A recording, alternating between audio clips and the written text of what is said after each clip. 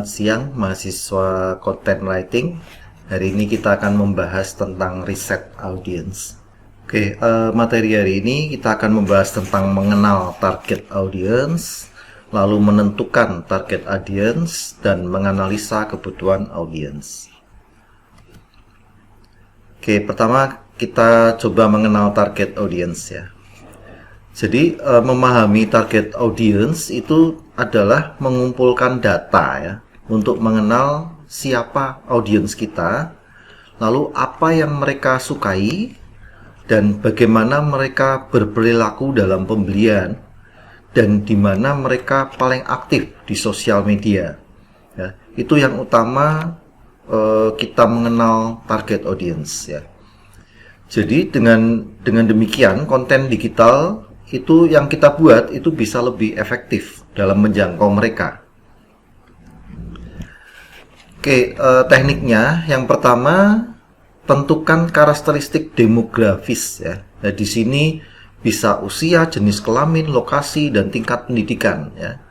Misalnya usia ya, kita bisa melihat audiens kita itu remaja, apa dewasa, atau orang profesional ya, segala macam. Lalu jenis kelamin yang kedua ya. Jadi konten kita apakah cocok untuk laki-laki, apakah cocok untuk perempuan, atau bisa semua gender ya. Itu juga menentukan karakteristik. Lalu lokasi juga di mana audiens kita berada. Apakah di Pekalongan, ataukah di Semarang, ataukah seluruh Indonesia ya. Lalu juga tingkat pendidikan dan pendapatan. Itu bisa mempengaruhi dalam mengkonsumsi konten ya. Lalu yang kedua, kita identifikasi psikografi audiens ya. Psikografi itu seperti minat, hobi, gaya hidup, dan sebagainya ya. Jadi kita perlu mengetahui minat dan hobi mereka, apa yang mereka sukai ya. Apakah teknologi, ataukah musik, ataukah olahraga, ataukah fashion ya. Lalu yang kedua, nilai-nilai ya. Nilai apa yang penting buat mereka? Apakah mereka lebih mengutamakan keluarga, ataukah mereka lebih mengutamakan kesehatan ya. Lalu juga gaya hidup ya. Jadi apakah mereka pekerja kantoran, freelancer, atau ibu rumah tangga, atau mahasiswa ya. Mereka punya gaya hidup sendiri-sendiri. Lalu kita juga perlu memahami perilaku digital mereka ya. Kebiasaan online ya. Ini dilihat dari mereka sering menggunakan platform apa ya. Apakah YouTube ataukah Instagram ya. Atau kita bisa survei selalu online ya. Platform apa yang lagi tren ya, lagi ramai disukai oleh orang-orang ya. Itu yang kita gunakan sebagai target audience. Lalu waktu aktif ya. Kita juga perlu melihat kapan mereka sering online ya. Kita perlu mencoba, kita buat status di pagi hari, sore hari, atau malam hari.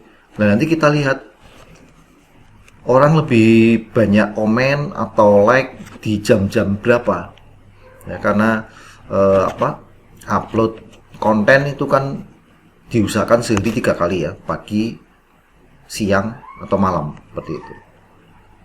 Itu bisa dilihat yang like kebanyakan di jam berapa, seperti itu. Lalu kita juga perlu memahami kebiasaan belanja mereka ya.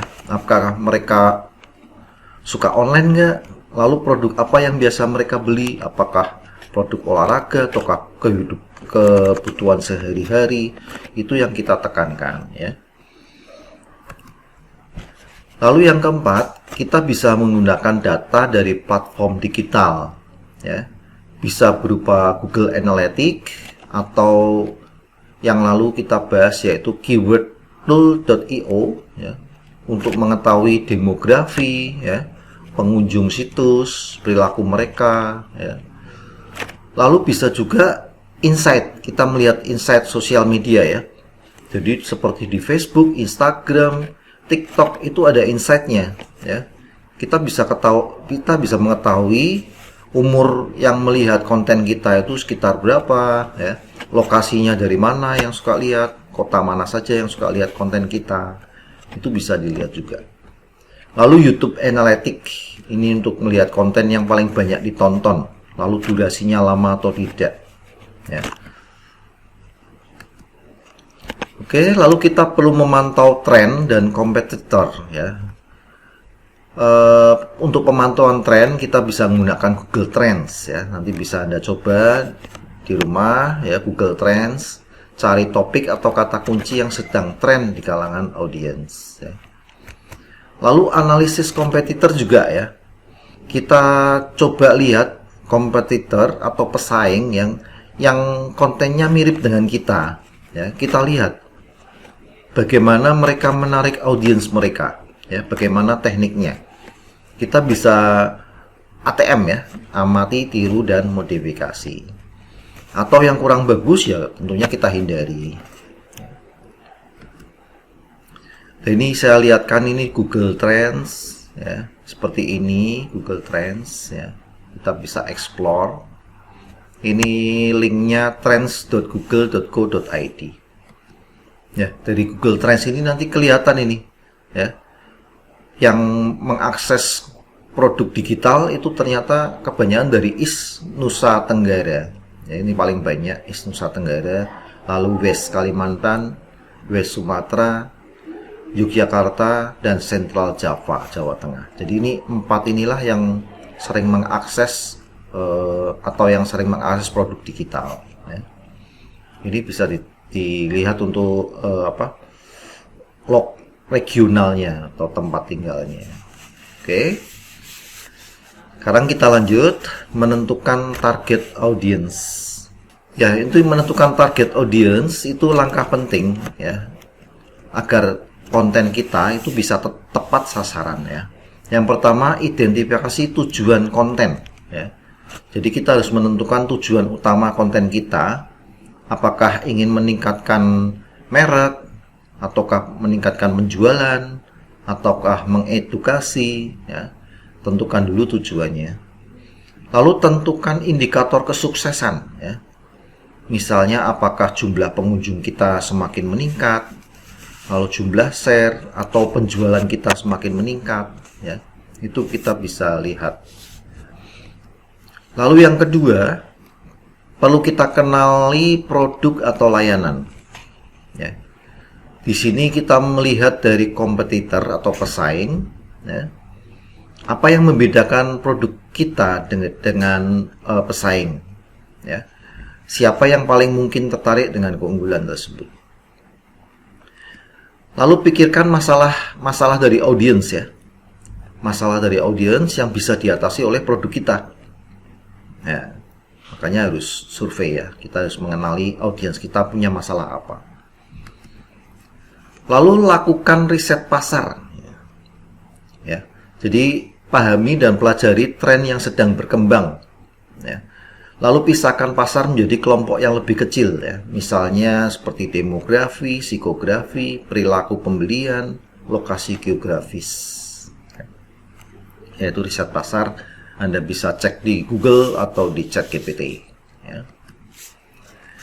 Lalu yang keempat, lakukan pengujian dan validasi, ya. Pengujian itu uji berbagai versi konten untuk melihat mana yang paling efektif dengan audience target, ya. Jadi kita perlu melihat, mungkin di awal-awal konten Anda mungkin bervariasi macam-macam, ada pendidikan, ada hiburan, ada quotes, ya. Tapi selanjutnya perlu kita analisis, ya. Kita lakukan pengujian mana yang lebih disukai oleh audiens kita. Nah, itulah yang akhirnya nanti menjadi niche kita, seperti itu.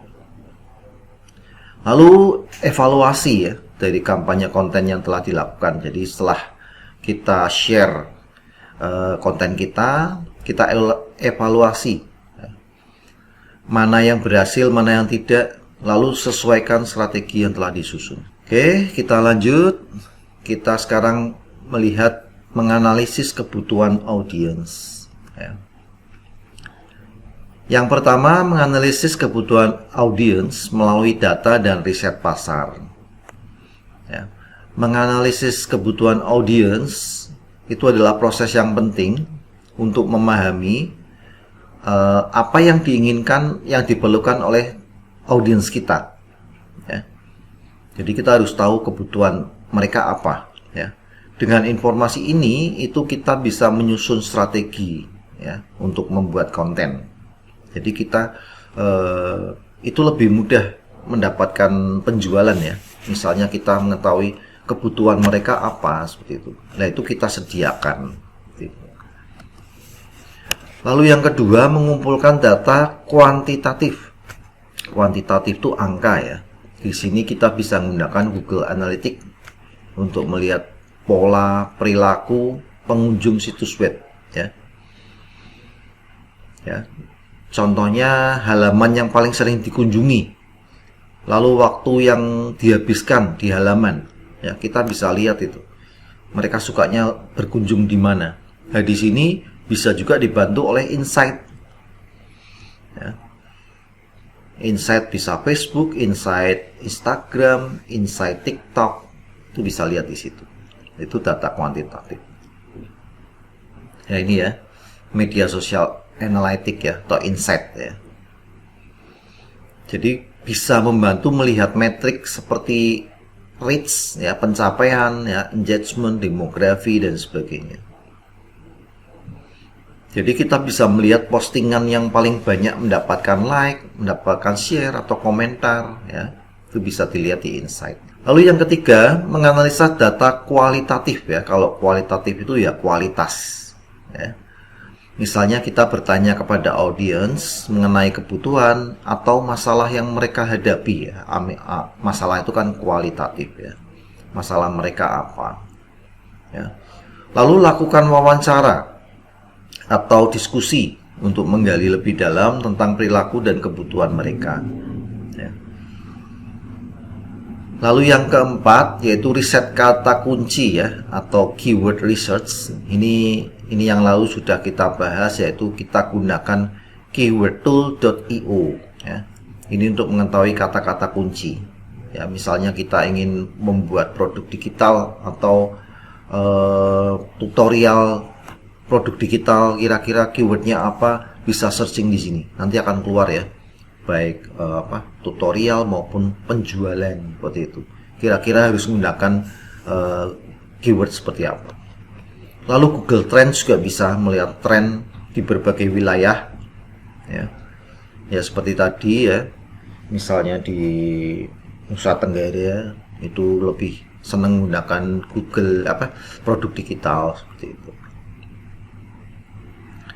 Lalu pemantauan kompetitor ya, atau pesaing, yaitu jadi kita lihat jenis konten yang dibuat kompetitor ya. Apalagi yang kompetitor pesaing yang sukses ya, kita bisa lihat tekniknya ya. Bagaimana mereka membuat konten, apakah dengan video ataukah dengan visual dan sebagainya. Kita bisa ikuti dengan sedikit modifikasi. Lalu juga perlu diperhatikan bagaimana audiens berinteraksi dengan konten kompetitor ya di medsos ya.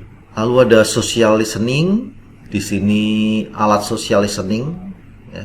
Ada beberapa alat seperti Hootsuite, Sprout Social, Brand24 ya, untuk menemukan tren, umpan balik, opini audiens ya.